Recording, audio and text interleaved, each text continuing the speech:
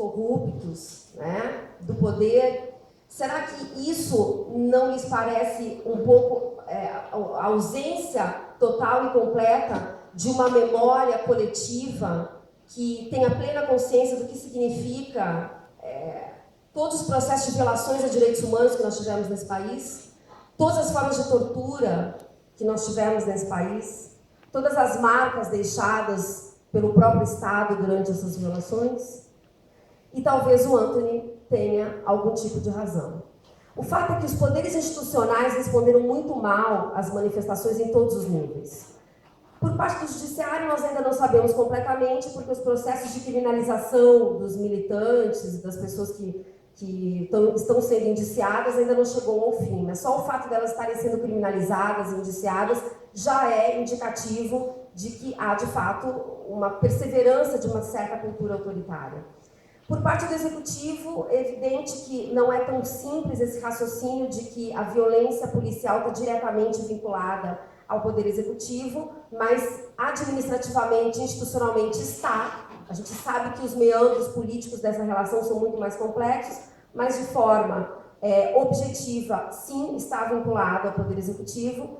E os legislativos, qual é a reação deles? Os legislativos, como o de Porto Alegre, têm aprovado legislações ridículas, no mínimo, reprovando ou proibindo o uso de máscaras e ordenando, como é a lei aprovada aqui em Porto Alegre, que é absolutamente inconstitucional, inclusive, ordenando que as autoridades policiais sejam avisadas com fundamento no suposto inciso 16 do artigo 5º da Constituição, que não fala sobre isso. Porque o que diz o inciso 16 do artigo 5º é que as autoridades locais, que não necessariamente são as policiais, ok, têm que ser avisadas de manifestações e comícios públicos para que não haja nenhum tipo de possibilidade de que duas manifestações ocorram ao mesmo tempo no mesmo lugar, como é o que vai acontecer sábado em São Paulo. Porque vai ter a marcha com Deus e pela família, e ao mesmo tempo a marcha antifascismo, que é uma marcha que está se organizando exatamente para fazer a contraposição de ideias à marcha com Deus e pela família, ok? Então, ao invés do Poder Legislativo perder o seu precioso tempo discutindo e analisando o processo licitatório que está sendo feito na cidade de Porto Alegre por transporte público, que vai retroceder em todas as garantias que nós já tivemos nesse campo, da forma como está dada, ao invés do Legislativo fiscalizar o Executivo e fazer um debate público sobre isso, não. Ele perde o seu tempo fazendo uma lei inócua, porque não há nem sequer poder de coercitividade por parte do município para proibir alguém de colocar uma máscara durante a manifestação.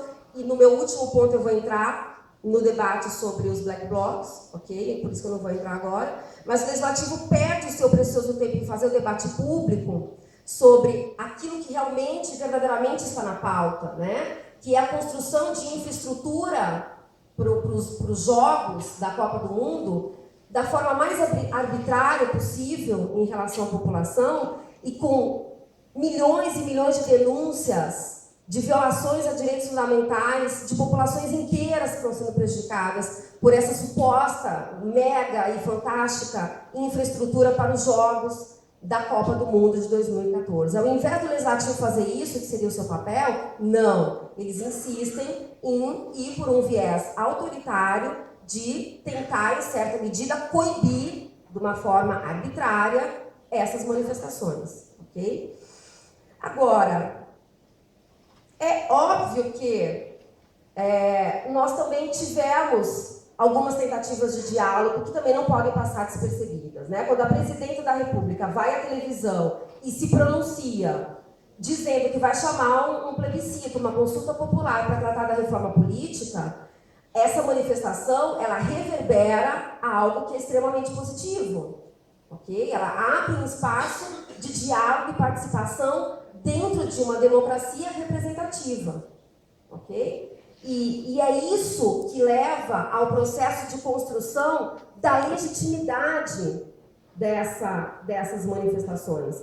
A grande questão que está em pauta é mais ou menos a seguinte, a grande pergunta que a gente tem que resolver: qual é o canal das vozes da população chegarem aos ouvidos dos seus representantes numa democracia representativa. A questão é que se nós fazemos opção por um sistema de democracia representativa, então nós temos que ter consciência que a única forma que essa população tem um sistema de democracia representativa, de manifestar a sua vontade, de tentar ser ouvido, é nas ruas se manifestando. E que esse é um processo de fortalecimento da democracia. E que, portanto, eu tenho duas formas de ver essa legitimidade. A primeira, num debate bem objetivo sobre poder constituinte, e aí eu não vou citar nenhum grande progressista aqui, eu vou citar John Rawls, que lá numa teoria da justiça vai dizer, olha, a última instância de apelação política da democracia não são as cortes. Ele chama de eleitores, ok? Não, claro que não seriam os eleitores, é o povo. Okay? Não é só quem vota, mas há algo que está acima do poder institucional, no sentido de que essa dinâmica democrática ela precisa ter espaço dialógico das pessoas poderem ser ouvidas e também de ouvirem. Né?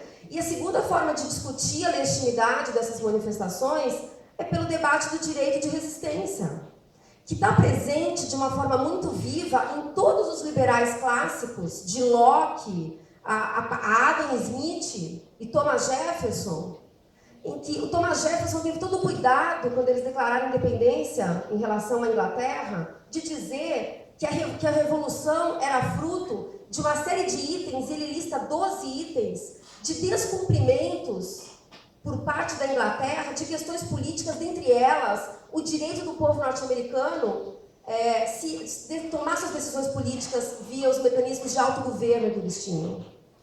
Ok? Então, essa literatura do direito de resistência ela vai desaparecendo dos textos políticos e das cartas políticas, num primeiro momento, porque a dinâmica da democracia representativa engole isso, mas no contexto latino-americano, ela desaparece dos textos constitucionais, porque nós temos um hiperempoderamento do poder executivo e o que a gente chamaria hoje de fenômenos de hiperpresidencialismo, que vão responder sempre às divergências ao poder instituído com violência institucional. Então, assim, as tentativas de diálogo que ocorreram por parte do poder institucional, o que aconteceu nessa declaração da Dilma, nesse pronunciamento oficial? Depois teve problema político, teve que voltar atrás, porque o PMDB não admitiu. Bom, mas enfim, foi uma primeira tentativa dialógica. Depois ela recebeu as lideranças do programa do Passe Livre, do movimento pelo Passe Livre. Em São Paulo isso também aconteceu, mas a manifestação mais interessante de tentativa de diálogo e de esclarecimento das violações foi aqui do Rio Grande do Sul. Foi a criação, anunciada pelo governador, das câmaras de justiça restaurativa.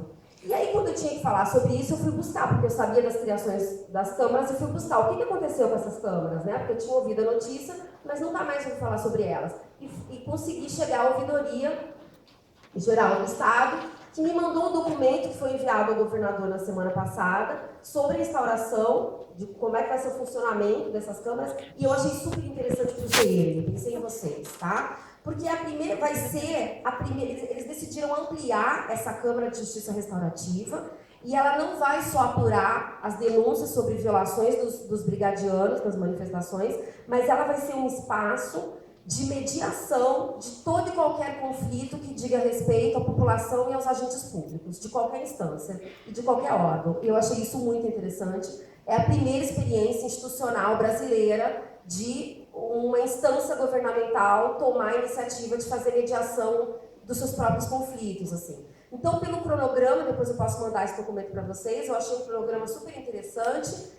É um cronograma que vai, por exemplo, fazer uma formação de mediadores para atuar, né, nesses conflitos, e parece que eles estarão prontos já a partir de maio para começar a apurar as denúncias que já foram feitas. Já foram feitas algumas denúncias, elas estão, então, esperando essa instauração e essa formação de mediadores para começar a atuar. Tá, um pouco devagar, vamos combinar, né? mas é melhor que exista do que não exista. E se essa experiência der certo, e é por isso que eu acho que a universidade tem que ajudar, né, nessa iniciativa, se essa experiência der certo, a gente pode estar aqui criando uma nova concepção institucional de resolução de conflitos muito interessante, ok? Bom, e aí então, quando a gente fala da violência policial em si, essa violência que foi imposta, né, sobretudo pelos brigadianos no primeiro momento das manifestações, é que faz com que a gente também se dê conta de algumas contradições e paradoxos que são vividos. A gente fala polícia, né, são pessoas que estão ali, e são pessoas que também estão envolvidas num contexto extremamente paradoxal e complexo, né. Eu tive alunos no semestre passado, na minha cadeira de Introdução às Ciências Sociais, que eram brigadianos, exatamente desse boy, né, que a gente fala. E eles falaram durante os debates a gente fez vários debates sobre as manifestações, e eles explicitaram o desconforto deles de receber uma ordem para ir proteger a RBS. Ok? O desconforto que eles sentiram de receber aquela ordem e o medo que eles sentiram de descumprir aquela ordem.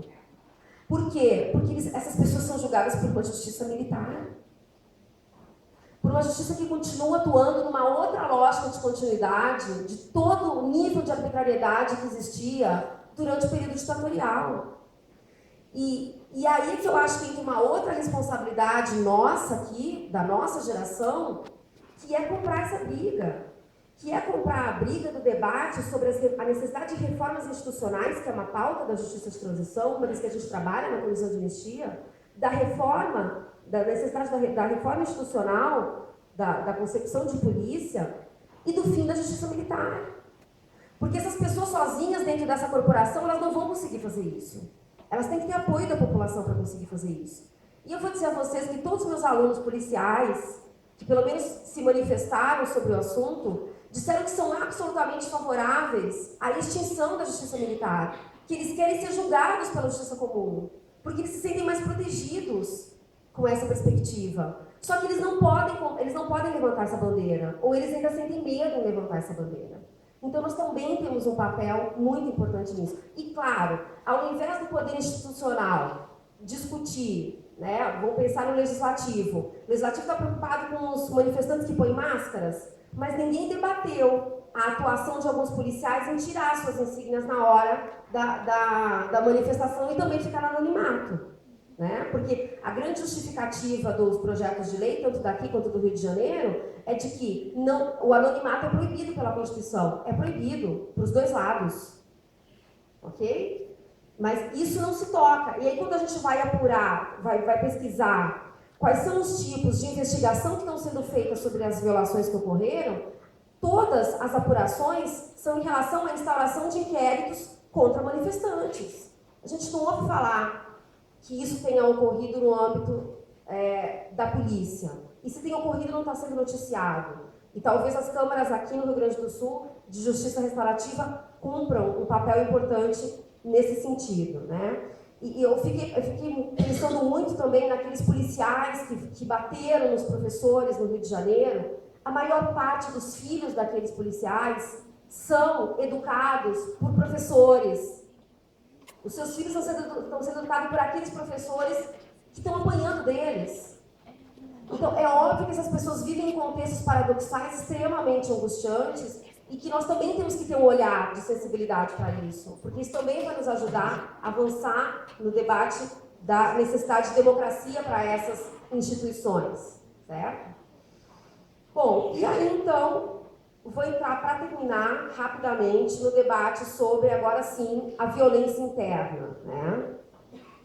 Eu já ouvi análises muito boas defendendo as duas coisas, né? Defendendo que é super legítimo colocar máscara e ir para a manifestação, como é, por exemplo, a perspectiva do professor Gargarella, lá na Argentina. A Argentina viveu, o professor Gargarella tem um livro que se chama O Direito ao Protesto como Primeiro Direito.